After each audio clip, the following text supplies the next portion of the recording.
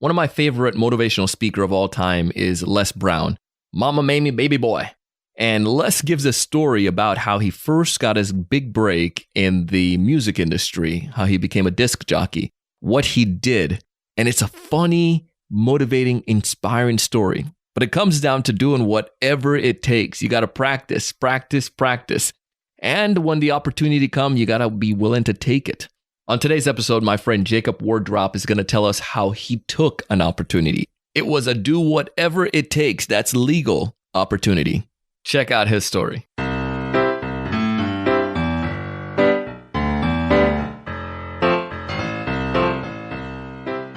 This episode is brought to you in part by TSE Certified Sales Training Program. It's a program designed to help sales rep and sales team to improve their skills.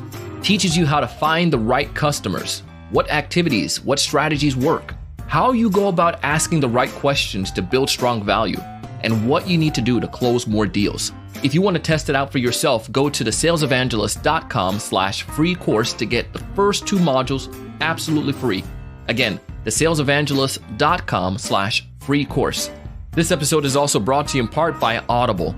Knowing that you're a savvy salesperson, you're here, you want to learn, you want to grow. Check out Audible. They have thousands of titles that you can choose from. Take advantage of the 30-day free trial as well as a free book. Simply go to audibletrial.com/TSE. Again, audibletrial.com/TSE.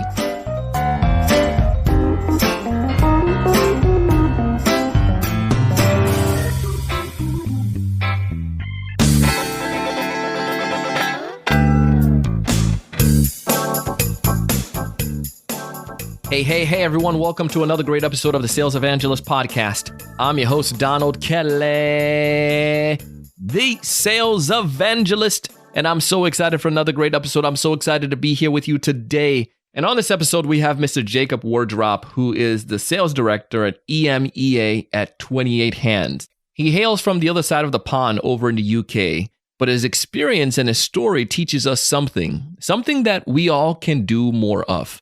It's going the extra mile. It's having grit. It's having the confidence, and it's doing whatever it takes.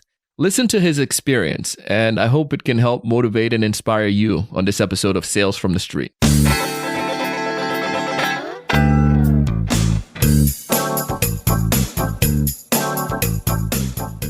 Welcome to the show, Jacob. Hi, Donald. Thanks for having me. Man, of course, man. I know you're going to deliver tremendous value to us today as we get a chance to chat and talk about a couple of your stories and experiences you've had as a sales rep as well as a sales leader. But before we dive into all that fun stuff, Jacob, why don't you tell us a little bit more about you and what you do?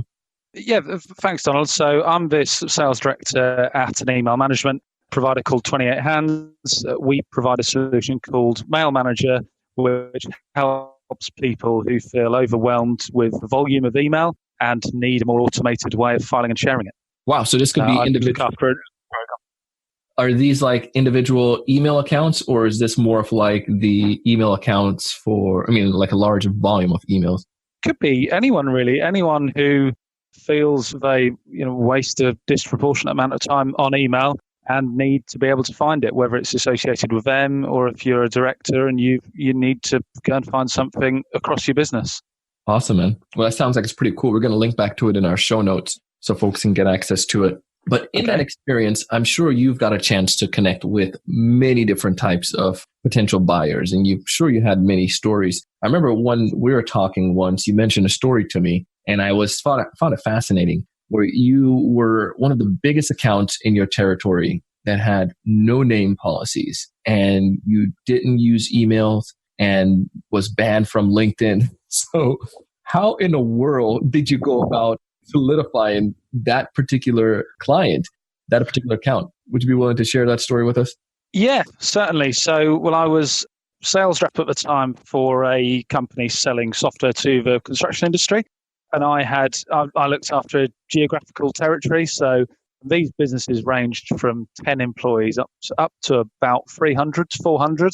And in my territory, I had a couple of accounts which were over 500 people. So I had 2, basically. And one were already using a competitor's solution, which didn't represent kind of brilliant fit to go and approach from a sales point of view. But there was one account where we'd just never been able to get any traction with at all. And I was about 4 years into the role. I'd had this territory for about two of them, but nobody had ever managed to get any traction into the account. There'd probably been excess of kind of 100 to 200 calls to try and get through to it. We didn't know what they used. We didn't really know if we had a fit or not. We just knew they were at a massive size. And in the UK, which is which is where I work, there's not a huge amount of construction businesses that kind of size. So as a company, they were very, I don't know how to put it really, quite certainly not very open to the outside world. So employees weren't able to use LinkedIn. There was a no-name policy from the reception. And in addition to that, nobody used their own email accounts. So they had 19 offices, so they just had 19 email addresses, basically, for each office. They would receive an email, and then the receptionist would sift through it and then print it off and decide to take it to someone. So very old school. And I was selling a piece of digital transformation technology, basically, which was going to help them manage documents and emails in a more efficient way. So this was, if you got this deal, I mean, first off, why did you desire to go after this account? I mean, when everybody else was not doing too well at it, was it just like, oh crap, this just fell in my lap, so now I need to take it over? Or what were you thinking? No, I mean, my background comes from a predominantly outbound, what was cold calling, although it's not that fashionable to kind of use that term anymore. Yeah. So my background was from that and a bit of a kind of hunter mentality. So, and I'd spent a lot of years doing small deals, basically going to kiss a lot of frogs and do a lot of meetings for not much reward, and then started to improve and started to do some slightly bigger deals. But it was just at a point where the times when I'd been not securing 20k, 30k orders, and I was just starting to get up to more of a kind of 100 to 200 mark, and saw the difference, that made for me and my family. So really, I suppose I had eyes on bigger paychecks, and the opportunity for them the opportunity to get them wasn't really that strong as kind of two accounts of this size, and one was already taken. So yeah, I think really it was I'd had a bit of a taste of success, after just putting along doing some small deals, in my kind of apprenticeship. So you felt that I can do this. I can get this stuck. I can get this sucker. I can land this account. You're pretty confident at this point. I backed myself to get a meeting there. So certainly, we all have areas what we're good and bad at, but I certainly think from an outbound point of view, if I wanted to get a meeting somewhere, I'd find a way to get a meeting. Sometimes one time that meant calling somebody 98 times or something. But then other times it was, a bit more of a sophisticated approach, using multi-channel and that kind of thing. But I do think, there's no substitute for, whilst I massively see enormous amount of value in things like LinkedIn, Instagram, text, email, etc. I also think sometimes there's no substitute for getting on the phone. So with this particular account, you couldn't use LinkedIn. No. And you didn't do any email. So what did you do? How in the world did you land these guys eventually? So the real thing was to get a foot in the door and to try and get a meeting there. It was an IT team where every sales guy who had had the account before would just ring up and try and get past a receptionist and then get put through to an automated voicemail. And I counted up, but we tried to call them like 67 times or something. And I fell into the same trap initially, then and I think it's a lesson which I hopefully incorporate now, where, to not try and just call through a list, but to try and stop and think about the best way in. So initially I did the usual thing of looking on their website and trying to get, the names of directors referenced in case studies and news articles and that kind of thing, to just get a feel for the people. But I found that quite difficult, actually, business that size, just trying to find out who the best person to speak to is. So because it was a geographical area, we had clients in the same region who I knew would work in the same sector. So I built up a good relationship with a couple of finance partners at some local companies. Got to a point where I felt I could ask one of them for a favour. Probably about 3 months, probably 3 months of doing him favours. Yeah. Got to a point where I felt I could ask him for a favour. So I said, hey, this this regional contractor called Carter's, they, I can't seem to get any way in. I'm just out of interest, who there is the person to speak to who basically gets things done, in that business. If you wanted to they're an architect. So if you wanted to get something paid or you wanted to escalate something, who would you escalate it to? And then they told me the gentleman's name. And then I basically asked if I could send an email, with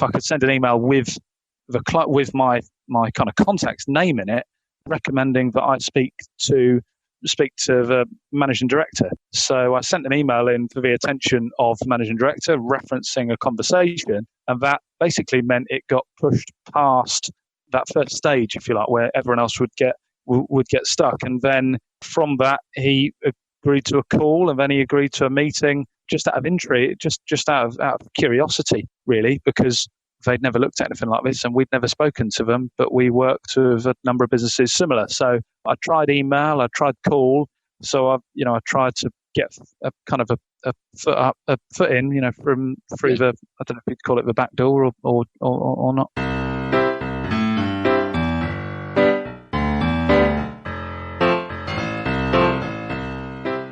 Hey, listen, I know it's getting good, but we're going to take a quick break. And when we get back, Jacob is going to pick up where we left off and continue sharing with you what he did and how you can go about doing this yourself. You're listening to the Sales Evangelist podcast, and I'm your host, Donald Kelly, the Sales Evangelist.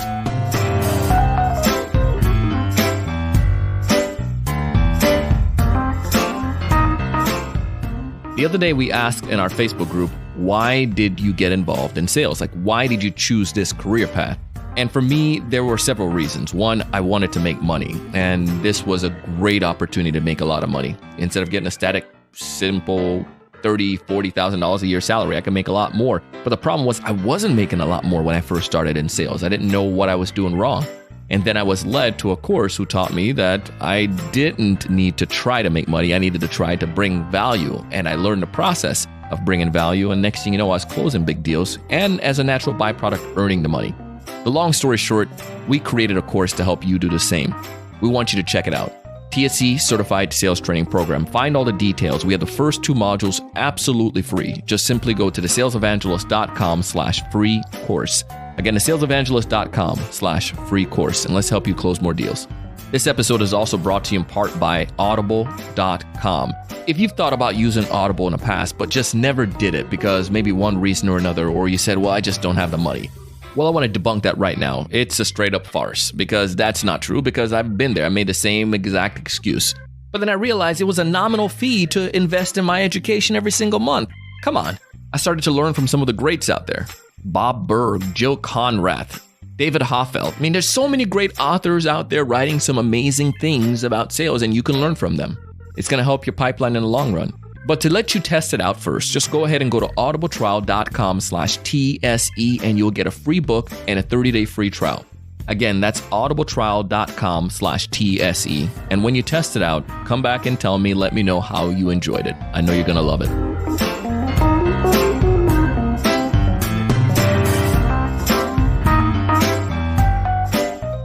Hey, we're back, and we're going to pick up where we left off with Jacob and dive back into a story.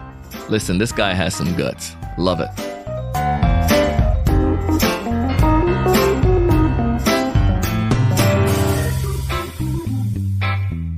So by doing that, is that exactly what you did with this particular account?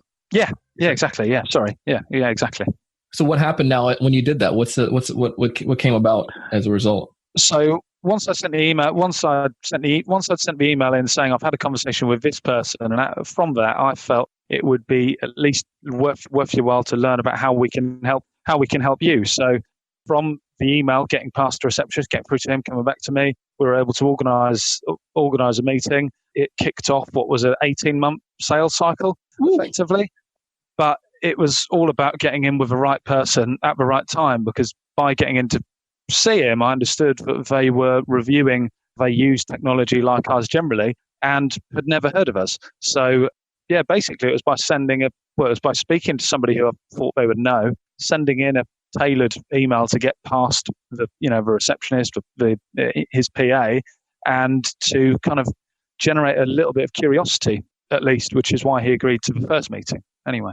And I think that's fascinating there to point that out, that you is one, generating curiosity, and two, it was personal. And I feel that too often, sometimes we want to make it super easy for ourselves, and then we we just we sound like everybody else, right, with our emails. And by doing that, we get branded, and nobody likes to talk to us, and those emails go into the trash, pretty much. That's true, and I think there'll be a lot of salespeople out there who have got accounts which have been called and farmed by people for previous sales reps for a number of years, and it's the easiest thing in the world is to just repeat the same cycle and call the same people, because you think they're a decision maker or something, rather than kind of take a fresh look and look for alternative people and get creative in terms of how you're going to try and get get listened to, basically. So I think an email relating to a person rather than a company help, saying I've spoken with this person at this company who I think based on that, I think it's worthwhile us having a conversation about how we've helped them. And that was it, really. So I think I haven't sent lots of emails, like that, because the idea is it's pretty tailored. Well, I love it, man. So as a result of it, you landed this opportunity, right? Yeah. So, how it works is I got in to see the managing director. He then passed me on to some middle management teams to help progress the initiative. So, but the fact that I was getting an introduction and a referral from somebody at the top of the business really helped. And it meant when I got that referral, I had an agreement that I would always be able to call him and I'd always be able to update him on progress, basically. So it meant that the people I was getting referred to were accountable for moving something forward. It was our average order value at the time was about 100,000. This contract was about 500,000, so it was a record deal for the company at the time. And after a lot of meetings, a lot of site visits, we managed to secure it. How we actually got the contract was an interesting one, because as a business, I'm sure there'll be lots of people listening to this who are dealing with really, really traditional companies who take a long time to make a decision. And I think there's a lot of advice which says, close things off. And I agree that, you shouldn't kind of keep hold of opportunities which aren't active. But sometimes you do have a gut feel. So for 18 months, I kind of acted and relied on my gut feel. So the fact they took a long time to make a decision was frustrating, but ultimately it was worth it. How we ended up actually getting the contract was that we were negotiating T's and C's for about 6 weeks. I was getting quite stressed, not really sleeping, that kind of thing. So as it got quite close, it got to a Friday, and I heard it was getting quite close and we would potentially get the signed order form through the following week. And I just thought, I can't take another weekend of stressing out about it. So their office was about 2 hours away from where I lived. So on a Friday, I just basically got in the car and drove found out where the guy was, who split between two offices, drove to the firm's office. I had a good relationship with him, and he knew I was very, keen for them to come on board. And I arrived there at 2:00, and I waited till 9:00 at night until they were in a position to sign the order, and then got it. And then just the whole sort of load of emotions came out of me after that. So I think the thing which I am sort of proud of from that is at the time I was past my target already, and it would have been easy to wait. I was keen to kick on. I was on an accelerator at the time, and was ultimately able to benefit from it. So yeah. But I think I haven't done that. I haven't done that before, and I haven't done it since. But in my sort of gut feel, I just felt like that's the only way I'm gonna know that it's going to be in. And I had a good weekend after it. That is fascinating, man. Congratulations on that, man. I'm super excited to hear that. And Thanks. It just shows that perseverance and diligence, and the fact that you stood out and you did something different, man. So amazing. Now, you're not done there. You had another experience, right? Another story. Because I want to hear both of these. This is pretty cool, guys. I'm telling you need to connect with Jacob. We have a link back to him to his LinkedIn, so you can share some insights with you there and connect with him. But why don't you lead us off with that second story? Yeah, thanks. So the second one is really about when I started in this role. So moved from what I was with a company which got acquired, and then I joined 20 Hands, who at the time were a tech startup. And like everyone, you join a new job and you're excited. You feel like you've done your research and you've done your due diligence and that kind of thing. And then you get there, and it's initially a slightly different story. So I'd left quite a comfortable environment where I had a pipeline. There was a lead SDR generation funnel providing appointments which I could top up with my own. And joined here, and it was just me. So it was just 5 of us really, and the other guys were more technical based. So I was the only salesperson at the time. And from going to a place where things were quite comfortable, where I'd been there for eight years, to somewhere where I didn't feel it was quite what I was expecting. Initially, got quite frustrated. little bit, just negative energy, really, quite angry and annoyed at things, certain things aren't in place and that kind of thing. So yeah, that's really the kind of backstory of joining here. Where we are now is we've got a sales team of 20 people, but the first 6 months, I think, kind of set the tone for what's, the success we've been able to achieve since then.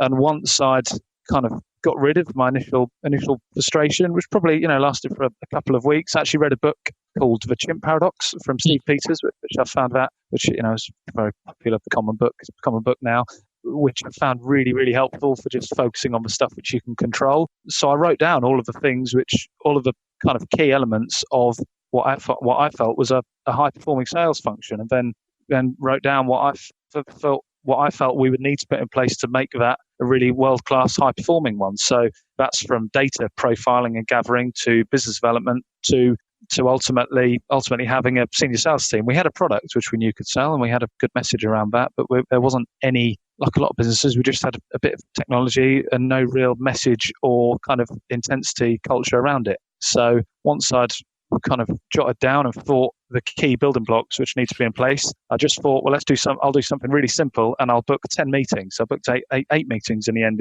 in a day.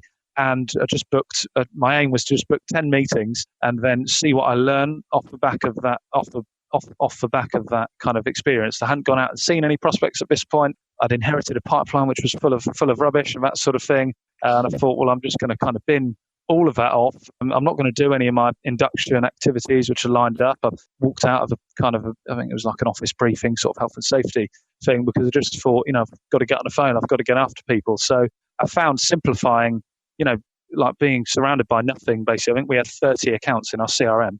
Simplifying it and just writing down a few key things, but then writing down a really simple goal. Book 10 meetings, then see what I learned from that. And that helped me refine the message. It also gave me a little bit of optimism and ultimately generated some results. So once I'd had some positive meetings, it gave me a little bit more confidence, and we then started from scratch. So we started building data on our prospects, which I was doing initially until that got to a place where we could afford to have a data profiler, who built populated data into the CRM. We then recruited 2 business development SDR guys, and I was the one sort of sitting the meetings then. But I found the positive which came out of it was, like a lot of people listening, I used to be the person in a sales meeting moaning about why isn't this in place, why aren't marketing doing this, why aren't SDRs doing this, and this became an opportunity to influence that, really, rather than be the grumpy salesperson in the room.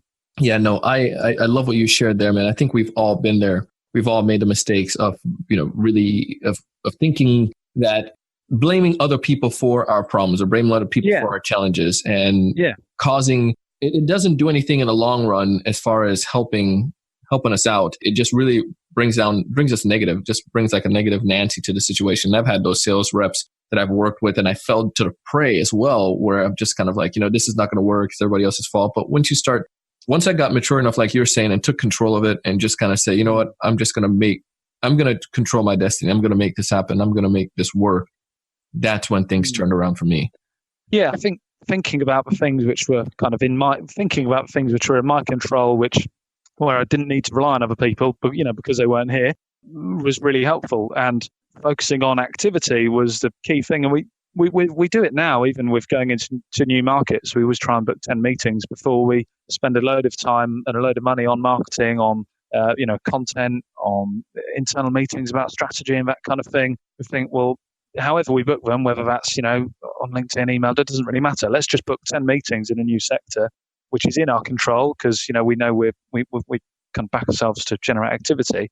And you learn an incredible amount from being in a room with 10 customers rather than sitting in an office and just kind of moping around, really. And it's worked now. We've got an SDR team of 10 to 11 people, a senior sales team of 3, 2 people in customer success. So that's only in 18 months. So no, I think the focusing on what's in your control and you don't need to rely on other people for can be quite a positive strategy. I think you need to become a bit like a lone wolf sometimes, and then ultimately kind of build something what scales. Love it, man.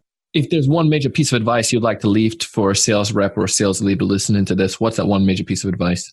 That's a really good question. So I think if there was one piece of advice, it would be self-critique yourselves. Not, you don't need to go OTT with it, But I think the thing which we try and encourage our sales guys to do is, regardless of how positive an outcome is to a call or a demo, every call, every demo, analyze what you did well and what you did badly. You can have a bad call, but have still actually performed quite well as a salesperson. So, and I think there's a lot of salespeople who will base all of their self-esteem and confidence on outcomes from clients, from prospects, which is a bit fickle, because there's lots of salespeople who can get lucky and then kind of start to believe their own hype. But I think analyzing yourself at every opportunity, and writing down things you've done well and things you haven't done well, certainly helped me.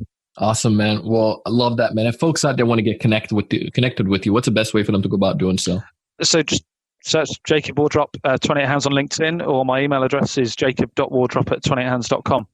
But yeah, for anyone who's trying to build any kind of outbound engine, building an SDR team from scratch, we've gone through some kind of painful lessons there. So happy to share our experience. Well, man, I appreciate you taking the time to come on the show today and share this insight, man. Thank you, man. Okay. Cheers, Donald. Thanks a lot.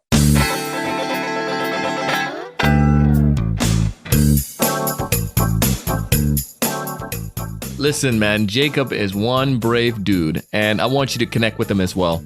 You can find all the details, how you can connect with him on LinkedIn, by swiping up on a cover art if you're listening on Apple Podcast, or go to thesalesevangelist.com/toward episode number 1139. Again, thesalesevangelist.com/toward episode number 1139. Tell Jacob that you heard him on the Sales Evangelist podcast. Again, he'll be super excited. He'll be blown away. And I'm sure he'll maybe give you a little bit more tips, but a great guy for you to know. Find all the details again back in the show notes. Also, go ahead and make sure to check out Audible. Take advantage of the free trial. You get one free book and a 30-day free trial of Audible. Take advantage also of TSE Certified Sales Training Program. The first 2 modules are absolutely free. Would love for you to check it out. Get your team involved. Maybe they can improve their skills, and perhaps it's going to help you in the long run make more money. I know it will. I share this with you because I want to help.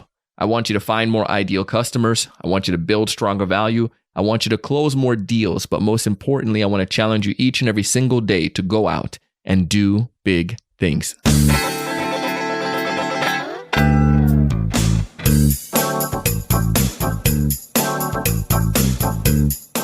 Hey, I hope you enjoyed the show today as much as I did. And if so, I ask you a little favor. Leave us a 5-star rating and review on Apple Podcasts or on Google Podcasts, Stitcher, Spotify, or wherever you're listening to this podcast or the fine podcast. It's greatly appreciated. People come back behind you and they see it and they gain confidence in listening to our show. I know you love it. Go ahead and do that for me. It would be greatly appreciated. Our show today was produced by myself and the Sales Podcast Network. It was edited and mixed together by the one and only Jershon O'Bale. Our content writer and show note creator is Mrs. Shannon Rasmussen. You can find audio credits to this and all of our episodes in each of the show notes. And as always, I am your host, your coach, your mentor, your guide down the sales journey, Mr. Donald C. Kelly, the Sales Evangelist.